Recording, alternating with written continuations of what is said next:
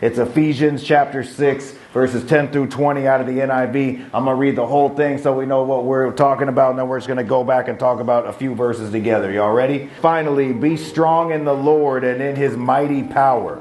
Put on the full armor of God so that you can take your stand against the devil's schemes. For our struggle is not against flesh and blood, but against the rulers, against the authorities, against the powers of this dark world, and against the spiritual forces of evil in the heavenly realms. Therefore, put on the full armor of God so that when the day of evil comes, you may be able to stand your ground, and after you have done everything, to stand. Bible says, stand firm then with the belt of truth buckled around your waist, with the breastplate of righteousness in place, and with your feet fitted with the readiness that comes from the gospel of peace. In addition to all this, take up the shield of faith with which you can extinguish all the flaming arrows of the evil one. Take the helmet of salvation and the sword of the Spirit, which is the word of God, and pray in the Spirit on all occasions with all kinds of prayers and requests. With this in mind, be alert and always keep on praying for all the Lord's people.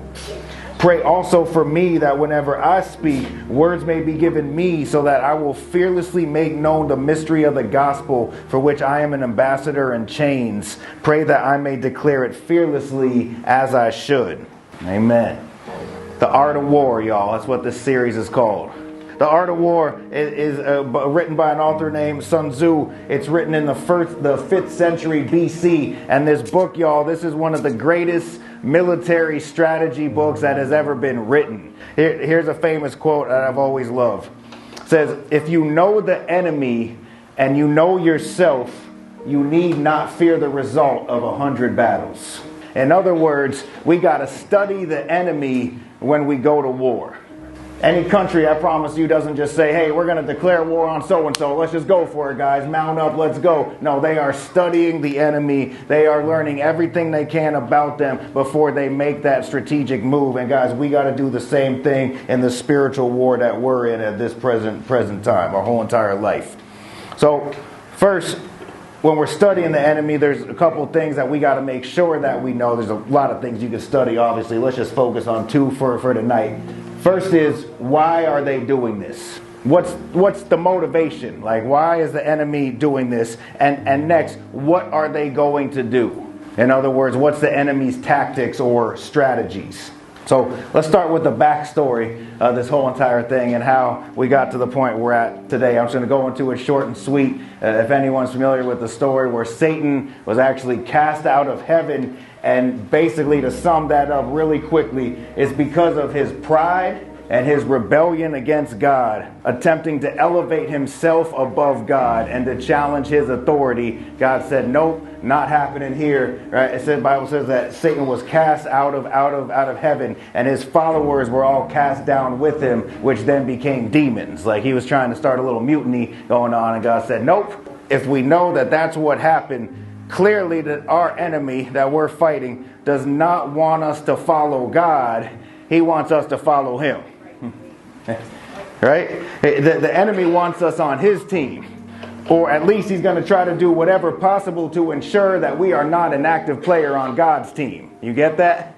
So he wants us fighting for him. He wants us doing what his business is, right? And if not, like if they're not going to do that, I'm just going to render them ineffective. So they're not doing anything with God's team. They're just kind of existing. If I can get them to exist and do nothing for God or get them over on my side, then I'm good. That's what our enemy's thinking. That's the motivation behind it, right? So I can promise you this, y'all. The number one mission of the enemy is to have us not walk in our God-given purpose. Enemy does not want us to walk in our God-given purpose. Enemy does not want us to do any kind of kingdom work or uphold any biblical principles. And the enemy wants to isolate us off from each other and then isolate us off from God. We're going to discuss all of that. The enemy does not want us to walk in purpose. Why? Because that way we will be ineffective in everything that we do. If he can stop us from walking in our God-given purpose, then there's no way that we're going to be productive or do anything real while we're down here on this earth. The enemy would love nothing more than for us to waste our entire lifetime just going to some job and coming home and not doing anything to improve our life or the lives of anyone around us. So he's already been playing a game with us this whole entire time. That's what I want you to see out of this, right? The enemy does not want us to do kingdom work or uphold any biblical principles. Why? The last thing that the enemy wants us to do is doing anything that would bring someone else to Christ. When I'm talking about kingdom work, he doesn't want us to do anything to improve someone else's life and have them walking in purpose. So another tactic he's going to do is that, man, if I can get them to not do anything and they're not making a difference with anybody else, definitely don't share your faith with anybody. Don't speak about God, right? That's how the world likes it, right? Don't just keep that to yourself. We don't discuss religion or politics in here, right? You just do you. I'll do me. No one's talking about it. And man, if we could just have us focused on us the whole time and not worried about anybody else around us, that's going to stop us from doing kingdom work. What do we mean when we're talking about he wants us to not uphold any biblical principles? The enemy hates marriage. I promise you that. The last thing the enemy wants is a man and a woman to come together and have an amazing relationship with each other. The enemy loves divorce. The enemy likes all kinds of other stuff, right? But he doesn't want that biblical marriage that God had intended for us to be thriving. The enemy don't want a mother and a father in the same household being good parents to their children and raising them up to love God and to do good things in their life. I can promise you that. If he can stop marriages from coming together, he can stop parents from being in the household, he gets the next generation after us. The enemy definitely don't want us to turn the other cheek. I'll tell you that much. The enemy likes rage. No one's going to try me. No one's going to get one over on me. You try me, I'm going double on you. Right? That's what the enemy likes. No biblical principles here. The enemy definitely wants us to harbor resentments until the day we die and not forgive anybody around us. I promise you that. They tried you once, take that to the grave. Like we don't do forgiveness here. The enemy wants us divided. He wants us critical of one another. The enemy wants us tearing each other down. I promise you, he definitely does not want us going around loving our neighbor. This is stuff we gotta recognize. You understand? You've seen this stuff present in the world, maybe even in your own life. We talk about being a spouse, having a good marriage, and being a good parent, man. I thought being sober was the hardest thing that I've ever done in my entire life. You want to be a good husband, a good wife, a good mother, a good father? That's a whole separate meeting. We do that later.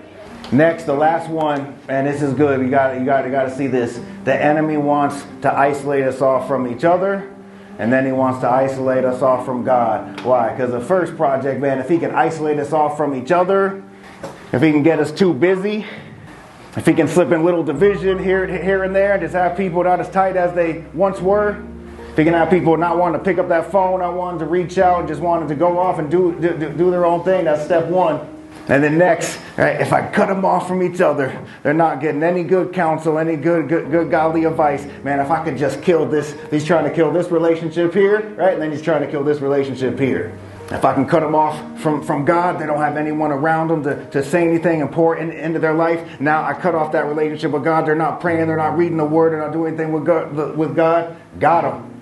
And guys, I promise you this, man. When the enemy has us there, and we don't have that armor on, he's got us. He's got us.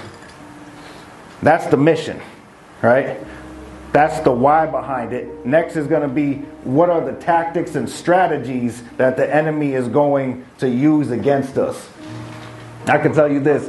The enemy is studying each one of us and has been our whole entire life. I can tell you all kinds of crazy stories, but I want you to see, we have to study the enemy, right? But at the same time, the enemy's studying us. He wants to see all of our strengths and weaknesses. This is real, y'all. The enemy is going to try all different kinds of attacks. I was going to say, and when he sees which ones work, right, those are the ones that are going to come over and over again. But I had to change that. The enemy's going to try all different kinds of attacks on us. And when we see which ones work, then we need to prepare for those to come over and over and over again. The enemy sees a person that likes to party. They got all the signs of addiction there. It just knows, man, if I just get them back to that. They're trying to be sober, trying to do the right thing. Man, I'm just going to implant that thought into their mind. I'm going to try to get them to go back to that old life. Because the enemy's like, man, if I could just get them back there, if I could just get them to give in one time, like I don't even got to do anything else. I just leave them on autopilot and I can go attack someone else. Because we do the rest after that. So we got to notice that if there's areas of weakness, there's going to be attacks there over and over again, right? And at the same time, have you ever noticed that there's probably some areas that you're like rock solid in and you're not going to give into? And it's almost like you don't even get attacked there. Like I got some things that I know are strengths. I don't get a temptation in it. It doesn't really even mess with me, man. But those weak areas, I feel like it's the same attack over and over again. Why? Because the enemy studies our strengths and weaknesses. And he knows each one of us on an individual basis. And he's like, oh, that one's not going to work with him. But that one's going to work. Oh, she's strong. We tried her a couple times in this area. She stood her ground. Let's get her over here. We have to identify and be willing to say, okay, obviously this one gets me every single time. And I got to be ready because I know for a fact that it's coming again. Here's another quote out of that book, The Art of War, says this: every battle is won before it is fought. Every battle is won before it is fought. So guys, that means we have to prep ourselves mentally for the attacks that we know are going to come our way. In other words, if we struggle with addiction, we can expect at some point, I guess what? We're going to have a craving. Like at some point it's coming. Right? At some point there will be coming an opportunity that presents itself where nobody's going to know. And we got to be ready for when that moment occurs. We got to be prepared for that, y'all. What I'm trying to share this with you guys, this has taken me years to figure out. Bonnie be my witness to this, my wife Bonnie. I went through years of stress in my marriage.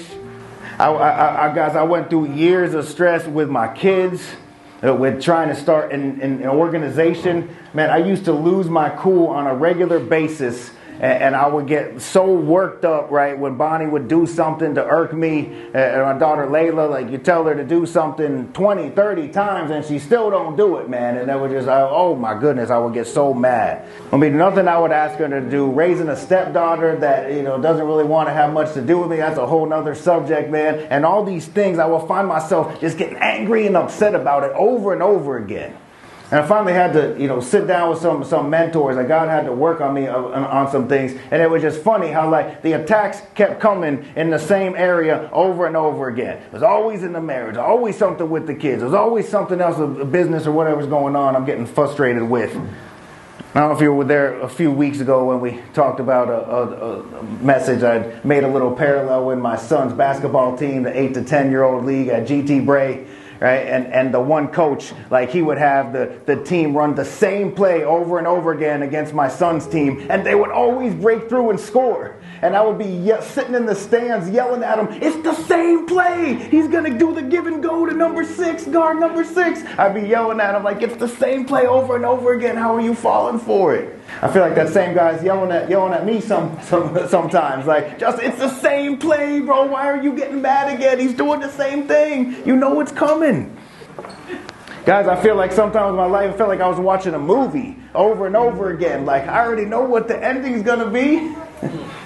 I see it start up again. I see the attack going, and yet I fall for it every single time. And I'm like, it's the same thing over and over again.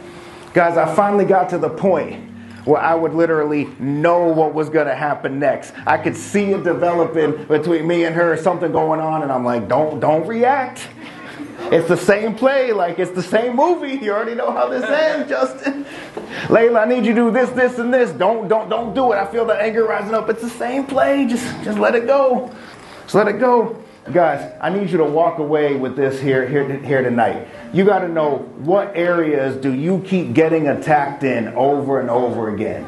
You got to take some time to think about this. What areas do you keep getting attacked in over and over again? And you got to be able to recognize it and know, like, man, it's the same play. Like, it's going to be the same thing again and again. I promise you, like, if you struggle with gossip, people are going to be bringing over the tea for you. Come on and have a seat. Grab that cup out. I got exactly what you need here. Or something's going to happen to you. Someone's going to irk you, and you're going to want to pick up that phone and tell 3 different people about it. You struggle with anger? Every car on the road is going to cut you off. I guarantee it. Or some people you live with, some people you work with, some of your friends and your family. Somebody's gonna try you, man. And they just want you angry. The enemy just wants you angry and upset and mad, just like everybody else is in so many people are in the world out there. It's the same play. It's going to come over and over again. We got to be cognizant of that. We got to recognize that. You got to start seeing yourself the way that God sees you. Freed us from the slavery of addiction. Bless us in so many ways. Like it talks about in the Bible, that unity that's going to bring people to Christ. When you pray those prayers from a place of desperation, no matter what is going on in my life, God has this covered.